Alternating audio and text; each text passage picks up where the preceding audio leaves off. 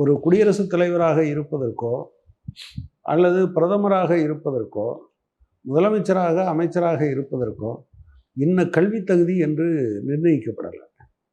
ஆனால் அதே சமயத்தில் நீங்கள் ஐஏஎஸோ ஐபிஎஸோ எல்லாத்தையும் கோல்டு மெடலிஸ்ட் வாங்கினா கூட நீங்கள் உங்களை இந்த தேர்ந்தெடுக்கப்பட்ட அமைப்புகளினுடைய தலைவர்கள் மூலமாக தான் ஆர்டர் பெறும்படி வச்சுருக்காங்க.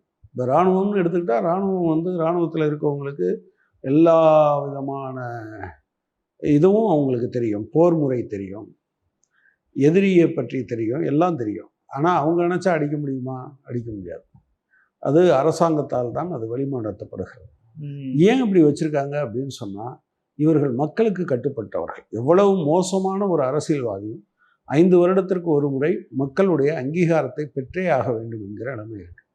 அதனால தான் அங்கீகாரம் பெறுவதற்கு அவசியமில்லாதவர்களிடம் நீங்கள் கொடுத்தீங்கன்னா அவங்க எதை பற்றியும் கவலைப்பட மாட்டாங்க. அவங்க நோக்கத்துக்கு போய்கிட்டு இருப்பாங்க. எனவே தான் நம்முடைய அரசமைப்பு சட்டத்தை உருவாக்கியவர்கள் மக்கள் தேர்ந்தெடுக்கட்டும். நீங்கள் ஒரு 1970களில் தாழ்த்தப்பட்டோர் பழங்குடியினருக்கான இடஒதுக்கீட்டை ரத்து செய்ய வேண்டும் என்று ஒரு வழக்கு சுப்ரீம் கோர்ட் போச்சு. அப்போ அதில் வாதாடினவங்க என்ன சொன்னாங்க அப்படின்னு சொன்னால், காடுன்னு இருந்தால் ராஜாவா சிங்கம் மட்டும்தான் இருக்க முடியுமே தவிர யார் வேணாலும் இருக்க முடியுமா அப்படின்னு ஒரு கேள்வி எழுப்புது. எல்லா மிருகங்களுக்கும் சிங்கம் தான் ராஜாவாக இருக்குன்னா அது யாரை வேணாலும் அடித்து சாப்பிடும்.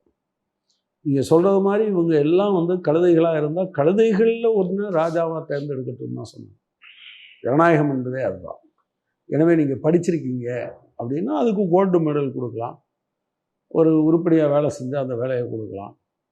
அதை தவிர நீங்கள் முடிவெடுக்கிற அதிகாரத்தை உங்கள்கிட்ட கொடுக்க முடியாது. உங்கள்கிட்ட இருந்த ஆலோசனைகளை பெற்றுக்கொள்ளலாம், அவ்வளோதான். அதுக்கு மேலே எதுவும்